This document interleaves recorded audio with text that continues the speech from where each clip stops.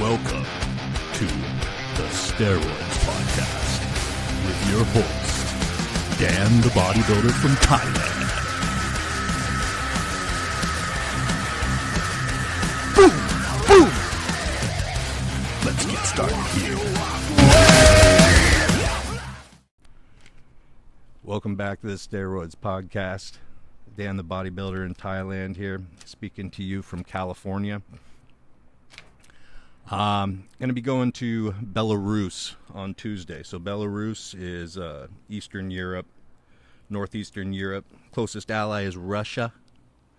So they're west of Russia, south of the Baltic states, east of Poland, north of Ukraine. Help you triangulate in your head where I'm going to be, Northeastern Europe. And I've been studying Russian language for the past month now, pretty intensely every day. And it's gonna be fun. It's gonna be my first time over there in Europe. It's been a good journey, guys. It's been good to be back in the States for a little while. I was in Vietnam and I was in Thailand, but I was living in Vietnam specifically right before up until March 23rd, and that's when the lockdown started for the C virus, the pandemic. And the lockdown started happening, and I said, there's hammers and sickles there everywhere, and I was like, this communist country, I better get out of here. Like, my visa was expiring soon, I was having some visa stuff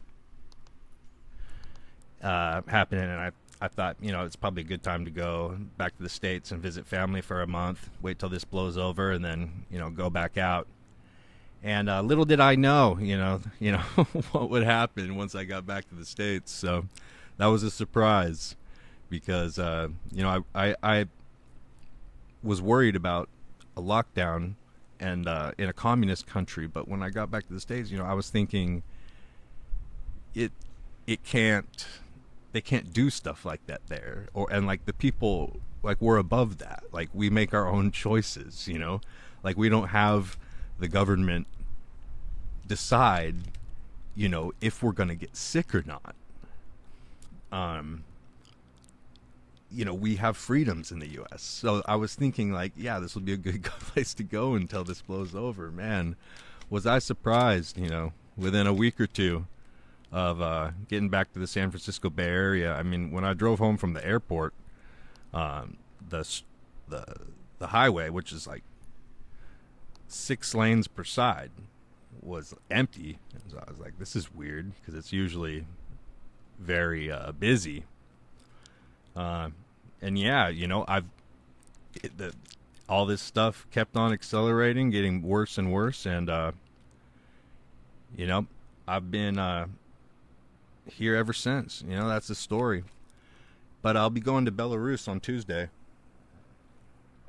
so I've been looking forward to that. I've been studying Russian language, like I was saying. Want to get really good at speaking that. So Belarus president, when C virus started, he told his people to drink some vodka and get back to work.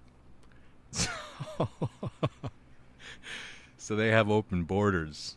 So right now there's kind of a lull in the storm, and right before election season kicks up in November, I think there's going to be a lot more disturbances happening in America, and I was thinking that right now it's probably like my last chance to, do what I do again, get out there, because my dream, was always to be able to travel and be able to have a low location independent income and be able to work on the computer.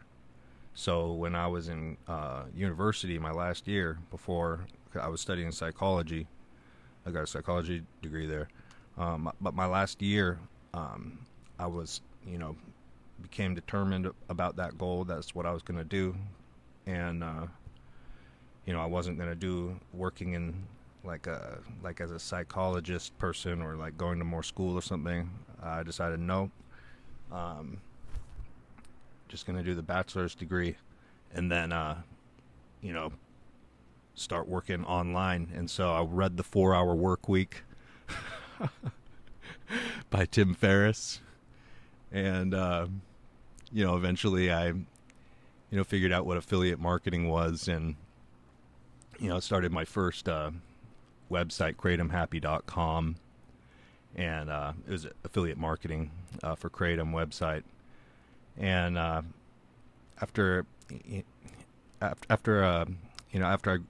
graduated, then a few months later, moved to Thailand, making my income on that, on kratomhappy.com. And then when I got to Thailand, started bodybuilderinthailand.com. And then from there, things have had a bunch of projects, bunch of different stuff that I've been doing. And rest is history, So it's been a great adventure. It's been a really great adventure. And excited to get out on this next chapter. This one's going to be like, I'm 31 now too, so my priorities have changed as I've got older, of course. And so now, I'd like to have kids in, a few years or so. And so this would be a good opportunity to find a long-term relationship. I've already been married and divorced. When I was 21 years old, I married my high school sweetheart. It was a total disaster. Got divorced when I was 23. And, now ready to do it again, but it's going to be with a very traditional family woman, non-feminist, non-narcissistic person. So, all right, guys, getting on to the Steroids podcast questions for today. I wanted to talk to you guys. The last podcast we were talking about Tren dosages, Trenbolone, and what dosages produce what kind of anabolic or fat burning effects or whatever. But some people were asking me, like, can you take a low enough dosage that you just won't get those effects? Because they do get more intense, especially the negative sexual side effects or negative brain side effects of Tren. And they do get more intense and as you increase the dosage, but it's pretty much if you have it in your system at all, it usually if you're gonna have any kind of those effects, those mental effects or those sexual side effects, it's gonna happen eventually. A lot of guys will take Tren for the first 2 weeks or the first 3 weeks, and they won't get those side effects, but then it sets in.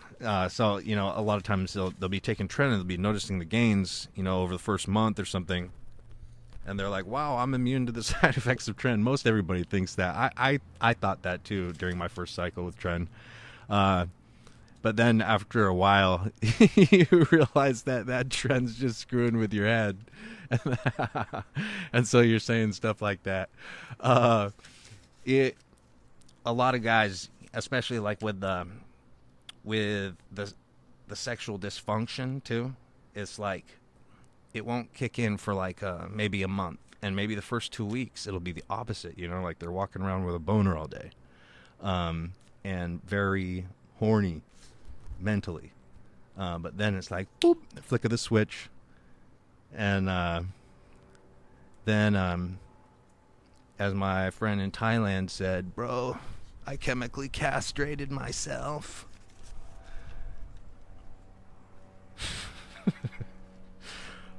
All right, another one I wanted to talk about before we get to the questions is the metabolism of sugar. Okay? So sugar, just normal table sugar, the normal sugar that, you see the ingredient sugar. That molecule is made from half fructose and half glucose. So the name of the sugar molecule is called sucrose. And fructose gets processed in the liver quickly, okay? So it gets turned into like lipid or like fatty acid for being burned up in your body for energy, like immediately, or like by your muscles immediately for energy. And if that doesn't happen, it goes, for the most part, it goes to your fat. And fruit is good, okay? Fruit does not have a fast fructose effect where it's like, you know, ramming your body with this massive amount of fructose really quickly. But sugar does, okay? Because it has this 50% is 50% fructose and 50% glucose. And also the fructose cannot be used as muscle glycogen, so it cannot be used for muscle fuel storage, like if there's like overload. So you want to be eating the carbs. Fruit is okay. I'm not saying don't eat fruit, but you know, like when we're talking about like what is clean carbs, it means that the clean carbs is not eating sugar, okay? Because if you have this half fructose, half glucose molecule, well, only 50% of that can get stored in your muscles as muscle glycogen, for one thing. And then for the other thing, it screws up your insulin sensitivity in your liver. It makes it so that your liver is less able to take more like overloaded amount of carbohydrates, and it's not good for your nutrient partitioning.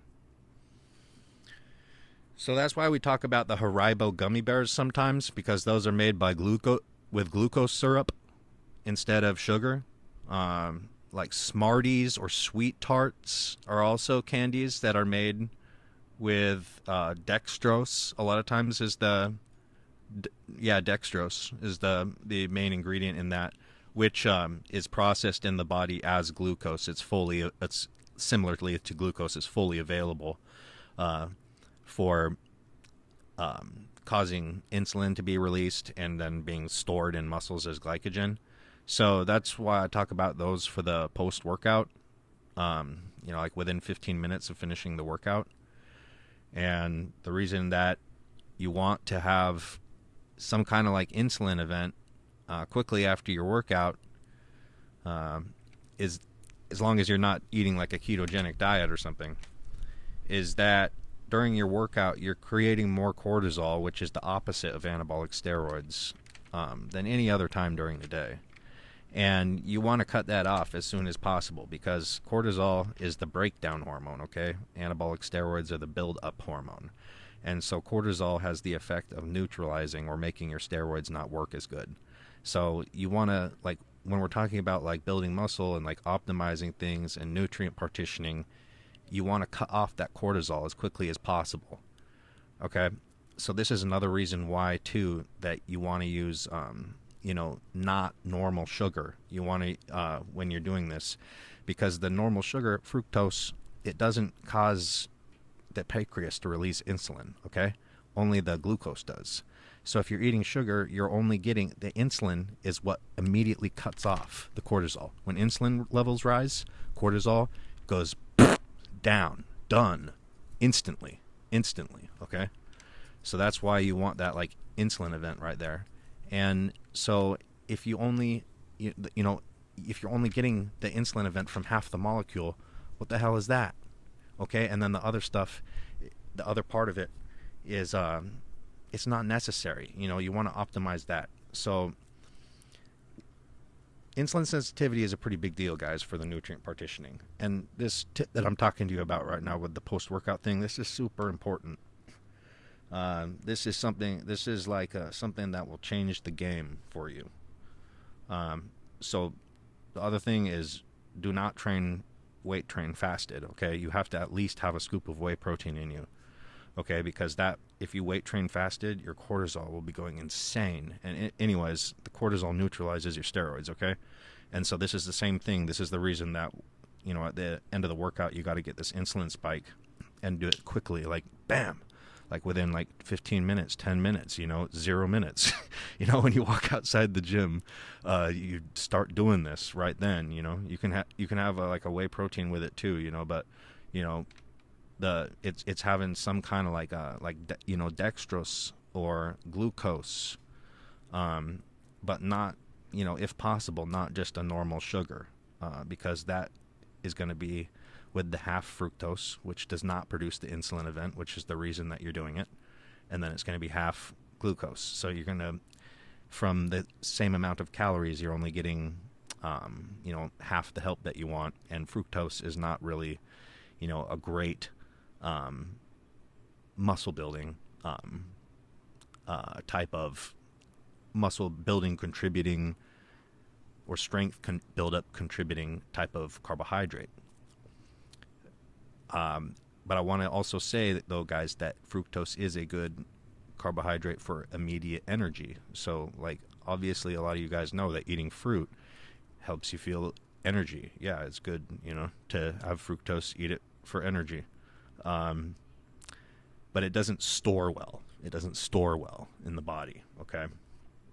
So, anyways, you got to have this insulin event because you got to get rid of that cortisol, okay? So when you get out of the gym, you got to get rid of the steroid neutralizing hormone, cortisol, okay?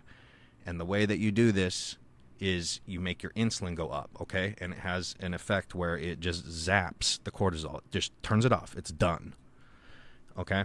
And so the way that you do that is, the best way to do it is to have some kind of like dextrose or glucose, like candy or supplement. Not a lot, unless you are like bulking. If you're bulking, then yeah, you could have up to honestly 100 grams of that kind of carb source. But for the most part, most people are going to be having, something like 25 grams being enough to make this event happen. So it'd be 100 calories worth, or 50 grams, being like pretty normal, pretty standard. So 200 calories worth. And sources for that, like easy sources for that, would be like any of the supplements, like a dextrose powder supplement or something like that you mixed with your whey protein. And you had it ready for you when you, the moment you left the gym. Or another one would be use a lot of times at like 7-Eleven or something like that. They have these Haribo glucose syrup gold bears. The sour ones are the best ones. And those, glucose syrup, those are made of, not normal sugar. And then the other ones is like Smarties and Sweet Tarts. Those are made with dextrose, okay? So these will also, either of those are going to be the same thing as like taking the supplement that you get the powder, and put it like in your shake or something. Those candies are going to have the exact same effect in your body because that's the type of carbohydrate it is. So, glad we went over that. Glad we went over that carbohydrate stuff because that is a little bit more intense. I try to keep things really easily explainable on here, so that I'm trying to make it so that everybody can always understand, and you don't need to be a scientist at all in order to listen to this podcast. It's spoken about in my own words so that anyone could understand it, and it's as simple as possible. But this subject was a little bit more of one of those subjects that's woo. So the bottom line is just your body makes a steroid and muscle breakdown hormone while you're working out. And you want to cut it off as soon as possible when you finish your workout. So you need to spike your insulin. And you do that by eating glucose or dextrose, basically. Okay. Wanted to remind you guys to visit www.steroidspodcast.com. Sign up for the VIP email list.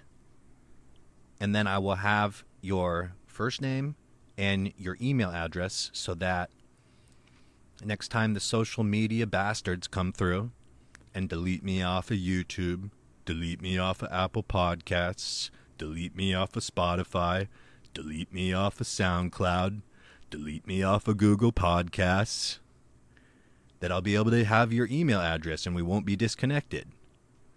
And I'll be able to send you an email and say, hey, I got deleted from social media. It's not going to be some kind of thing where I'm sending you advertisements, so don't worry about that. It's actually to ensure the fact that you won't lose this podcast, you know, if it just phantomly disappears one day like my old YouTube channel did. Okay? And other things like, I've already noticed that, you know, like the website, you know, www.steroidspodcast.com, Instagram won't let you send links on that. So, you know, they're already censoring it, you guys. They don't want you to have this information. They do not want you to know the truth. They want to maintain the status quo. They don't want you thinking outside the box. Just follow their plan. Follow their plan. That's how the people in power think, okay? It basically in all areas of life. That's how most people at the top are thinking. So you have to recognize that and then act accordingly. So that's why we need to go to the steroidspodcast.com website and sign up for the VIP email list. It's a pop-up that comes up after about 30 seconds when you're on one of the pages for the, you know, the podcast episodes on the site, so that we can fight online censorship and win against these technocrats. All right, the first question of the day is from Ryan, who asks, do you think that Trystan Lee kid is natural, man? I know he's small, which makes him look more jacked than he actually is, but the separation and lack of subcutaneous water looks a little winstrolish to me. Okay, yeah, there's this kid, he's like on YouTube, but so he's like a really small man. He's not that young. I think he's like 17 or 18 years old, but he looks like he's 10. Okay, so he's a very, very small young man, and he's very ripped, and he has a great physique, okay, but, you know, he says he's natural, and that's obviously not true. You know, anyone can look at that body and know that that's not what human beings look like when they're natural. Okay, I mean, that is so obvious. Look at all the human beings that you've ever seen naturally. Just, you know, the dudes you grew up with when you were in middle school or when you were in high school, whatever, who weren't on the football team taking steroids. And did any of them look like that? Okay? Even remotely anywhere near it in the same universe? The answer is no. That's because he's on drugs. All right, nutritionist asks, hi, Dan. I have a question for the podcast. It's not about steroids, but involves bodybuilding. What do you think about liposuction use as a local fat loss agent for areas that is very difficult to lose fat, like abdominal and back fat storage? Oh, yeah, this guy is nutritionista, actually. So I could tell he's a South American guy, and you guys know that I was living in Colombia for a while. And so I got to know South American culture, and man, was that interesting. It is so different than Asian culture, for example. You know, I've been, you know, lived in a bunch of countries in Asia, you know, spent years in Thailand, Philippines, Vietnam, etc. But when I went to South America, wow, they have got, you know, they do things the South American way down there. And so, you guys, these girls get butt injections, like all of them, okay? So that's what's like basically just totally like worship down there. And so, you know, it opened my eyes so much to how prevalent that type of thing is, you know, when you see, you know, these girls on Instagram and stuff, because I'm talking about like, even the women there who were like 50 years old, 60 years old, had freaking butt injections, man. It was nuts. So all ages had them. It was so bizarre. And so it's like a cultural thing, you know, like the butt injections down there. It's definitely like a cultural thing. And then like a lot of liposuction was also very popular. And, so many of the girls were getting the butt injections and the liposuction. And it worked really well, actually. Like the way that the liposuction, the fat loss from that doesn't look natural. But, I mean, you would watch these girls eat for a while and, like, gain fat. And then, they'd go to the doctor and the doctor would, suck it all out. And then they'd be thin again. It doesn't look the same as when you lose the fat naturally, but it did it did work, So, here's the thing. We were talking about insulin at the beginning of this podcast. So there's people that are genetically lean, okay? And these guys usually do well with dieting on carbs, okay? But guys who are not born that way, bro, the secret is to just, if you want to lose your fat, just don't eat carbs anymore. You just eat meat and vegetables, and you can have a little bit of fruit, like a couple pieces a day. But other than that, you just eat green vegetables and meat, and you don't produce barely any insulin at all. The storage hormone, okay? Insulin is the storage hormone. That's what makes the fat cell cannot take in energy if there is not insulin in the blood, for the most part, so it basically turns your fat cells into there are some exceptions to that, okay, so for the scientists out there, but the fat cell becomes, when you eat like this, it becomes a one-way street. Normally when you're eating and your insulin levels are going up and down all the time, having these spikes, it's eating carbohydrates all the time, your fat cells are taking in and putting out energy all throughout the day. But, man, when you don't have barely any insulin anymore, that is the storage hormone. You get rid of the storage hormone, you get rid of your body fat, especially if you're on steroids, dude, because then you're not getting rid of the energy from the muscle, getting rid of it from the fat cells. So, anyways, for guys that are not genetically lean and you're like, I'll never be able to get lean, and you feel like you have to have the carbs, it's because they cause an addiction. And after 7 days of not having them, and like basically going through what is like the same as like like withdrawals from like hard drugs or something, because that's the way it is, like getting off of that sugar addiction. And then you feel fantastic after that, and so much more in control of your life, and so much more in control of your like weight and everything. It's like not even hard at all to lose weight after that point. It's just like, what in the hell? How was this ever even a problem before? Okay, so that for you guys that you really are having a hard time losing weight and you don't know how to lose weight effectively, okay, and you hear all this conflicting shit on the internet, I'm telling you, you don't even need to count your calories at all, okay? If you just eat meat and vegetables and a little bit of fruit if you want it, a couple times a day, a couple pieces or something like that. But other than that, you just eat meat and green vegetables. Okay, it supplies all the nutrients that you need to survive, and you should eat fatty meat when you do that too, okay? I'm talking like red meat, fatty fish, stuff like that. I'm not talking about lean meat, okay? And you can use oil when you're cooking it too, okay? But if you just eat like in this style, okay, you don't have to count your calories, and you can get as lean as you want fast, okay? It torches your fat. It torches it. So if you're thinking about liposuction, I'm guessing that you are feeling like at a loss, like weight loss is very hard, and you're and impossible.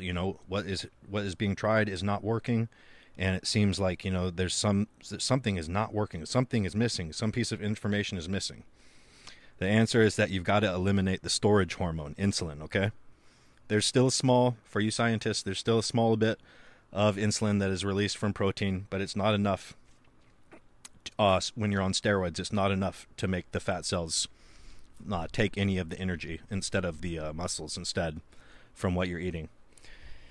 So if you just get rid of that hormone by stop eating those carbohydrates, you just drop the carbohydrates from your diet and just eat fatty meat with green vegetables, okay, and you no longer have the storage hormone in your blood, your fat cells become a one-way street and out of your body. You know, nothing goes in, only things go out. And, you know, after a week of suffering, getting rid of that heinous addiction to sugar, you know, it's loaded into all of the food that is packaged and everything for a reason, okay? It's extremely, extremely addictive, and that's why you have to, you know, when you're addicted to it, you have to, like, have it every few hours or else you start shaking and shit, okay? There's a lot of money being made off of that, okay? So I know that a lot of you guys, you know, have tried, you know, doing something like dropping carbs before and thought, you know, like this was the most horrible thing ever or something like this. And I've been there, okay? I've been there. It took me a lot of years to learn this. But this is the way. This is the truth. If you feel like I can't lose weight, this is the way. All right. The next question is from Anonymous. Hi, Dan. Now I know why I'm always getting the flu. It happens when the oil leaks from my muscle and spreads to some parts of my body. Do you have any explanation why this happens and how I can prevent it? Yeah, that's a good question. So what's happening is that when you are taking the intramuscular injection, and you put the needle into your body, it's like making a tunnel into your muscle. And so like that tunnel, you know, after you finish, you know, injecting the oil into your muscle and then you pull the needle out, that tunnel is like a pathway that, you know, that oil in there that is inside the muscle, you know, it's under pressure. That's why you feel that pressure in your muscle. So it can come squirting out, basically, or leaking out slowly, very slowly, over hours of that muscle tissue and then mixing with the subcutaneous fat. And it makes a mess because, you know, the actual hormone is lipid-based, the same as the fat, you know, above the muscle. And also the carrier oil is also lipid-based. So it basically like meshes with all that body fat, and you can see it. It usually goes with gravity. You usually get like this rash on your skin as it drops, as it leaks out of the muscle and into this fat underneath the skin. And you'll get a rash that is like a red rash, and it might have like some itchiness, and it'll be pretty big, you know. It can get about the same size as like your entire hand, like even with all your fingers, you know, like that kind of like area. And when it leaks out like this, and it'll always go with gravity. It will never from wherever the site was, because it's the oil that is leaking out like that, and then it starts passing through all of the fat cells because it's all lipid based. So it like just like mixes right through it with gravity pulling it through it, and causes that you know, that is very irritating to your body, and so you get like an allergic reaction. You know, your body recognizes intruder alert, and so you can get like some test flu symptoms, you know, something like a fever or something like that. If that happens, it's usually not that bad, but I mean, it's not a pleasant thing. How you can stop it for the most part is, for one thing, don't use gear that is like high milligrams per milliliter. Use it low milligrams per milliliter. So like 50 milligrams per milliliter testosterone propionate, 250 milligrams per milliliter testosterone enanthate, 100 milligrams per milliliter primobolan, 300 milligrams per milliliter equipoise, 200 milligrams per milliliter Deca, stuff like that, 100 milligrams per milliliter Tren. You don't want to be using stuff that's like 500 milligrams per milliliter testosterone, or like 150 milligrams per milliliter Tren. Like, leave all that out. Leave all that out. That stuff is junk. It's made with inferior ingredients. In order to get the oil to fit, the steroid hormone to fit into that small amount of oil, you know, high milligrams in 1 milliliter, they have to use like synthetic oils and you know, not natural, and also solvents that are harsh, and it creates allergic reaction more. Okay, pharmaceutical grade gear uses very high quality ingredients, and some UGLs too use very high quality ingredients, and there won't be, you know, like a huge inflammation. There'll be like a minor inflammation. You know, like the muscle is kind of like bigger for a few days after the shot, and maybe feels like, you know, you kind of got kicked there or something a little bit, but it's not, you know, like this huge problem. As far as it leaking out, as soon as you take, so when you put the needle into you, when you're doing the injection, it's slow, you know, you don't like jam it into you. You like slowly put it into you with the muscle relaxed. And then when you're done though, and you take it out, you do it quickly, okay? It's in one motion. Like you go like, boop, and it's out. So like say you have the you know, you're going to press the needle in. So it's like 1, 2, 3, 4, 5, 6. Like that's probably how long it would take me to get like a 1-inch needle in me or something like that. Okay. And then when I take it out, it's just like 1 and it's done, you know? So it's just one motion. Boom. You just take it out. It's not a slow thing. Okay. This is to prevent it leaking out. Okay. And then as soon as you do that, slam your palm of your hand into the injection site. Okay. The ball of your hand, and really put pressure and rub and massage right on that area. Okay. And so that tunnel that the needle just made, you know, which it would be like a tunnel for the oil inside to come squirting out or leaking out, you know, you really want to, you know, really massage that muscle around and really get it worked up, you know, so you can close that tunnel and get that other tissue around closed up to get it all stuck back together and stuff. Okay. So don't use irritating gear. Number 1, don't use high milligrams per milliliter gear or gear made with synthetic oils. And number 2, take the needle out fast at the end of the injection. Number 3, you know, really with a lot of pressure, you know, the moment that you get that needle out, you know, really press on the injection site and massage it around. Okay. And do that for like 30 seconds. Okay. That's going to really help. Okay. Next question. Jake asks, hey, love the podcast. Whenever I take MK677, I notice that my appetite shoots up, but I can stay relatively lean even though I eat like shit on it. One thing I notice is when I take it, my body temperature shoots up about 1 to 2 hours afterwards. Is this a consequence of an increase in metabolism? It's interests me how human growth hormone can help to burn fat. I was wondering if you could elaborate a little on how this works and your experience with it.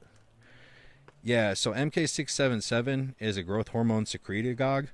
It's a tablet you take, and it makes your pituitary gland secrete the natural growth hormone that you have. So it doubles your growth hormone levels. The way that it does this is that there's a hormone in your stomach that gets released called ghrelin. When your stomach becomes empty and you're hungry, your stomach releases this hormone called ghrelin that goes to your pituitary gland and stimulates your pituitary gland to release growth hormone. It's to make it so to help not break down muscle tissue, you know, when you have an empty stomach. It's an anti-catabolic hormone. And to help body fat be released to, you know, because the stomach is empty, okay? So that's what the hormone ghrelin does. So what MK677 is it's an analog of ghrelin. So that hormone ghrelin makes you hungry. In addition to stimulating the release of growth hormone, it also is the hunger hormone. It's the hormone that your body produces to make you say, I'm hungry. So it's a catch-22. When you take MK677, the main effect that you notice is my appetite is insane. That's the main effect of taking MK677. Your appetite goes insane. And then it doubles your growth hormone levels. It's good for keeping you lean when you're bulking, but it's not good for cutting. Because the whole thing with cutting is you've got to stay on the diet. And that's, you know, mentally, that's part of the challenge, okay? So, you know, people that just say, you got to stay on the diet. And that's all they do, or like personal trainers that say that, but then they can't help you mentally in order to get to the headspace that you can be to like do that. You know, that's a crock of shit. You know, you can't just, you know, say someone, stay on the diet. You have to be able to work with each individual person. So that's a personal annoyance of mine with people who do that. So yeah, the ghrelin, right? That's what MK677. Your body sees it as ghrelin. It thinks it's ghrelin, so it's the hunger hormone. It stimulates growth hormone release. Can be beneficial for bulking, yes. But for cutting, no. It's not good for cutting. Not good. People talk about it burning, you know, being a fat burner or something. That's not That's not a good use for it, guys. Injectable growth hormone, on the other hand, is in another world than MK677 growth hormone secretagogue, okay? It's in another world. And it's not generic injectable growth hormone either, guys. It is pharmaceutical grade injectable growth hormone, okay? So ones that would be sold in a pharmacy, that would be sold for a hospital, for human consumption, that a doctor would be comfortable giving someone. If it's not that, it's bullshit.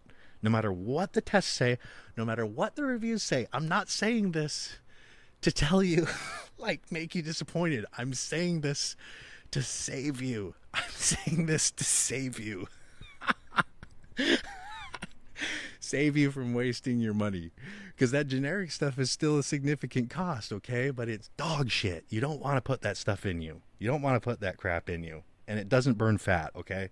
That stuff doesn't burn fat. The only stuff that burns fat is pharmaceutical grade growth hormone, preferably pens, but if it's in a vial too, it's fine as long as it's pharmaceutical grade, okay?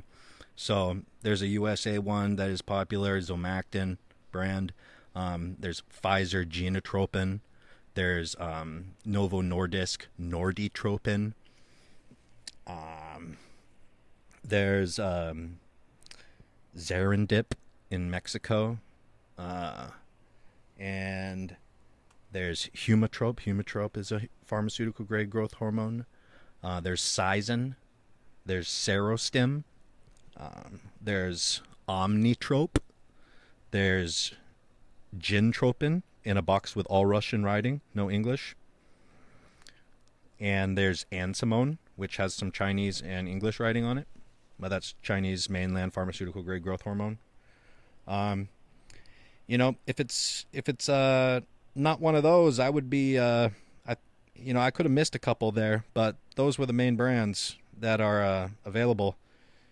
The pen technology is the best technology for the preservative. So when it gets to you, it will be in the best quality if it's in a pen injection device. So that's growth hormone. And yeah, if you get this kind of growth hormone, okay, guys, not any of these other shit types of growth hormone, then you will know what I'm talking about. Within 1 week, you'll know what I'm talking about. You will look more 3D. Your muscles will all look more 3D. You will look like you're flying more because your body looks, like pumped up, like flying, very wide. But you have to combine it with steroids. You can't take it alone. It has to be combined with steroids, okay? This is more like advanced stuff using growth hormone, okay? And then, that happens within the first 3 to 4 days, 5 days, that you notice, whoa, my muscles look different. And then after that, about 1 week, you start noticing, whoa, my body fat is melting off of my stomach, but I didn't change my diet. And before, it was not melting off of my stomach, okay? That's what pharmaceutical grade growth hormone does. And those effects start to come on lightly but noticeably at 2 IUs per day. And at 4 to 6 IUs per day, at 4 IUs per day, it's potent. It's freaking there. At 6 IUs per day, it's like best. Okay. So that's how it directly, when you inject it like that, it has an effect that is no MK677 could ever hope to compare, not in their wildest dreams, to this. And it doesn't hold a candle to it. Anybody who says it does is just lying their freaking ass off to you. And when you use this stuff, it works. It just works. Okay, it directly goes to the fat cell's growth hormone receptor and makes it release its freaking fatty acids, its lipids into the bloodstream to get burnt up. So you do a little exercise, get rid of that fat, especially when you're fasted, when you wake up in the morning. All right, next question. Johnny asks, love to hear your thoughts on a cycle that many hypothesized Mike Mentzer built his physique on. High dose, Deca, and Dbol. And also, what do you feel is the optimal diet to coincide with this type of cycle? High protein, moderate carb, and low fat? Yeah, that was the main cycle of a lot of years, guys. testosterone wasn't really used much, especially not at high dosages, until aromatase inhibitors were, invented and being used for breast cancer. Arimidex, and letrozole, exemestane, which was late 80s, mid 80s, early 90s. And that's when testosterone use became popular, and that's also coincides when people got a lot bigger, bodybuilders, which was for a number of factors. But testosterone was one of the factors in that, because now more people were able to use high-dose testosterone without, having a lot of estrogen and get a lot bigger, because it's so effective at making you big. Before that, a cycle like Deca and Dbol for bulking, and Deca and winstrol for a competition, that was the standard, because Deca doesn't create a lot of estrogen, guys.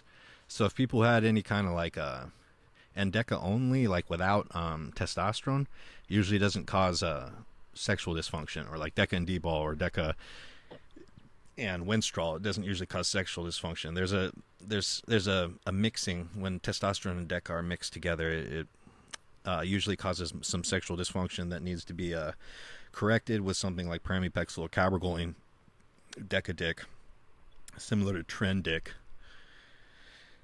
But when you do it without the testosterone, it usually doesn't cause that effect. So, for bulking, Deca, Dbol, for cutting, contest prep, Deca and winstrol. And it's not a very estrogenic hormone. Back then, if they did have any problems at all, they would use Nolvadex, and if you wanted to be, if you like that look, if you like that golden era look, and you want to do what the golden era guys did, you should use their cycles. I mean, I like that look too, but I feel that now that we have testosterone, and we have some aromatase inhibitors. Aromatase inhibitors have some own health effects of their own, but testosterone is a very healthy steroid, and it is very, very effective. And I use testosterone, and most people recommend that you use testosterone now. That's the way that things go now. But that whole thing about you need testosterone in your cycle, never do a cycle without testosterone. No one had ever heard of that before the early 2000s, the late 90s. That's a new thing, you guys. That's not the way that bodybuilders have traditionally been, okay? So when people are trying to go crazy about something like that, just ignore it. But when you are doing your cycle, make sure that it has some kind of estrogenic component to it, okay? Because testosterone has an estrogenic component to it, and you need a little bit of estrogen just to have normal functioning, normal energy, and your brain to work right. You need to have a little bit. It's necessary. So you'll feel like shit if you don't have any estrogen. So if you take a cycle, like winstrol and masteron together, like that is producing no estrogen, and you're going to feel like shit. You're going to look like shit, and it's not going to be fun. So what you do is you've got to have some kind of estrogen producing thing, okay? So Deca produces a little bit of estrogen, okay? It produces a little bit of estrogen. And Anabolic, obviously, that can produce estrogen as well, okay? So if you have Deca and Dbol, it's doing that. You're doing a hormone replacement. You're getting the full spectrum hormones, okay? Or if somebody took Deca and winstrol, or if someone took Deca and Primo, the Deca would still be putting some little bit of estrogen molecules into the blood, okay? So things would be working good. That's the main thing that you got to watch out for. That's why you don't want to do a cycle, again, you wouldn't want to do Turinabol and Proviron, because Turinabol doesn't create estrogen, and neither does Proviron. All right? Or you wouldn't want to do Masteron and Primobolan, because you've got to have this little bit of estrogen, right, for the full spectrum hormone replacement to be an operating person. If you don't, you're going to run into problems. So that's the guys that are saying, why would you ever do a cycle without test? Are you insane? It's the background of, why that came up has to do with this whole thing that I just explained. Okay, next question. Hey, bro, I'm a listener to the Steroids podcast. Also, new follower on Instagram at Bodybuilder in Thailand and at Steroids Podcast. I'm going to start a 12-week test enanthate cycle at 750 milligrams a week with 6-week oral winstrol at 50 milligrams every day added to the last 6 weeks of the cycle. What anti-estrogen do you recommend I keep handy during the cycle? And what PCT protocol would you recommend? Yeah, so 12 weeks, 750 testosterone, 6 weeks at the last 6 weeks of the cycle, 50 milligrams anadrol every day. Cool, that sounds good. Sounds like a good cycle. So I'm guessing you're going to be bulking at the beginning and then doing some cutting at the end. And with the anti-estrogen, the easiest one to control estrogen with that is like not strong, like the most average out of exemestane, letrozole, and arimidex is arimidex. Like for your first time, arimidex is a good one to just use because it's like the easiest to use and it's the most forgiving. And when you use it, you just have to wait until you start to feel like any kind of side effects, like, you know, lines in your skin when you wake up in the morning from where you were on your bed, or, you know, red skin, and, you know, swollen prostate, you know, itchy nipples, stuff like that. And you know, as soon as you feel any of those side effects, then you just take, you know, one tablet or a half tablet. It's up to you, you know, how aggressive you want to be of anti-estrogen, arimidex, and then you just wait. You wait 24 hours, see how you feel, and see if you need more. And that's how you figure it out, you guys. There's no cookie cutter dosage for saying, like, you know, how much arimidex or anti-estrogen does someone need. You know, one guy might need 0 on 2,500 milligrams per week, and another guy might need 1 milligram every single day on 750 milligrams per week. It is so variable in how much estrogen people convert that this is a totally personalized thing. So you have to remember that when you read like cookie cutter stuff about anti-estrogen dosages and saying like, oh, for this cycle, this is a good anti-estrogen dosage. That is wrong. It is only personal. It must be customized. This aspect is one of it is the most essential aspect to feeling good while using gear. If there's anything that is important to having a good experience and not feeling like crap, this is the most important one, okay? All right, next question is from Dave. Asks, hey Dan, question for the next pod. I'll be starting my first steroid cycle. I'm 54 years old, and I'm going to start with 12 weeks of Test D, and week 6 through 12, 40 milligrams winstrol. Okay, very similar to the last guy. And he's also considering taking metformin. What do you think of this cycle? And thanks for your ebook, Ultimate Guide to ROIDS. Fantastic book. Yeah, you guys are picking out good first cycles. You know, these cycles that these guys are picking out, you know, what they're doing is they're doing 3 months of testosterone. You got to take your cycle for like 3 months, guys.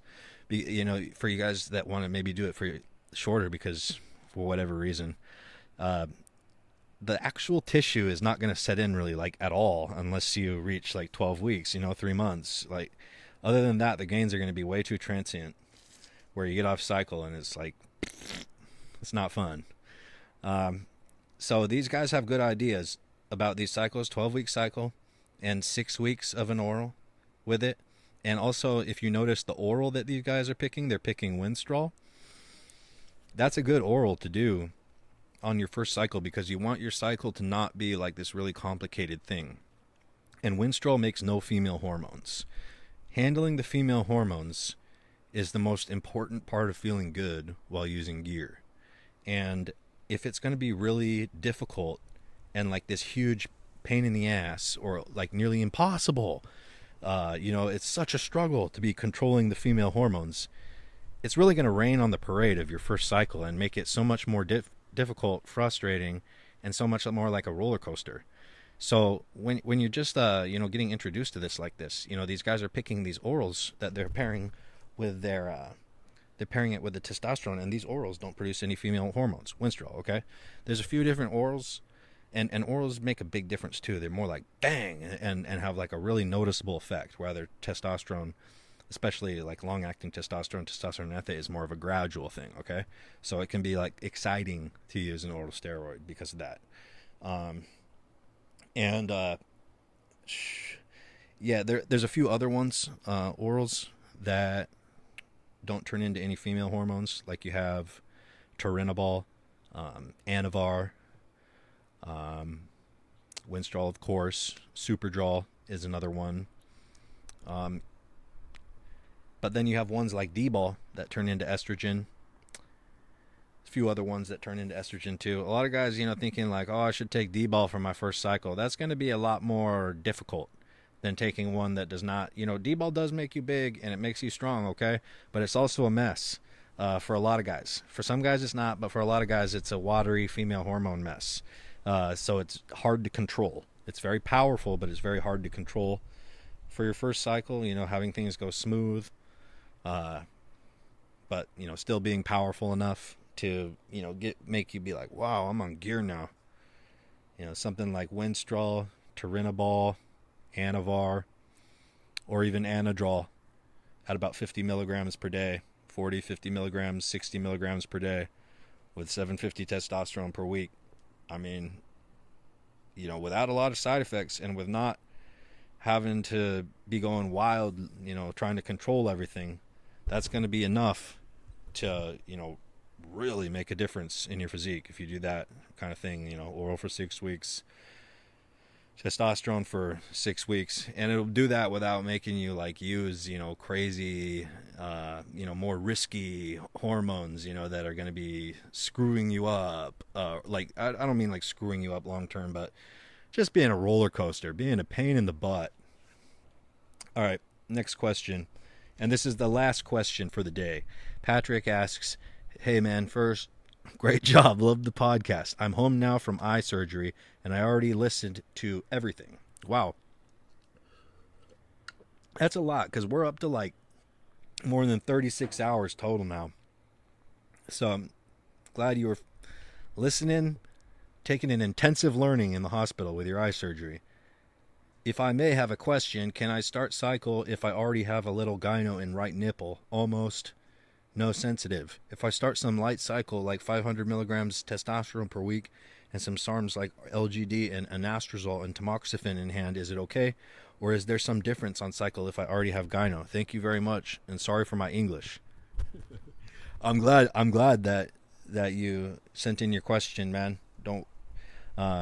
Thank you for not being shy about English not being the first language and giving it a try.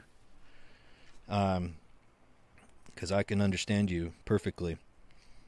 So before you start your cycle, why don't you just take a little bit of tamoxifen, like you were saying. Tamoxifen is the generic chemical name for Nolvadex. That's the brand name, Nolvadex, for the pharmaceutical. So if you have tamoxifen, if you take that at 40 to 60 milligrams per day, usually that alone, if you're natural, if you do that for 2 or 3 weeks, it will significantly shrink your gyno. Like if you have a lump inside your nipple, and there's, everybody has some tissue in there, right? Everybody has a gland in there. It's not empty inside. There's something in there, right? But if you've got a mass in there that you can tell, like, oh, this is a ball in here, and it's not pliable, and it's bigger than the tip of my finger. Then yeah, that's gyno, and that's the development of the gland a little bit, instead of being totally undeveloped in there. But you can shrink it down by starving it of estrogen, and that's what the Nolvadex does, the tamoxifen. It specifically goes to that tissue, that nipple tissue, and blocks the estrogen receptor there, and then it starves of the estrogen which it needs to survive.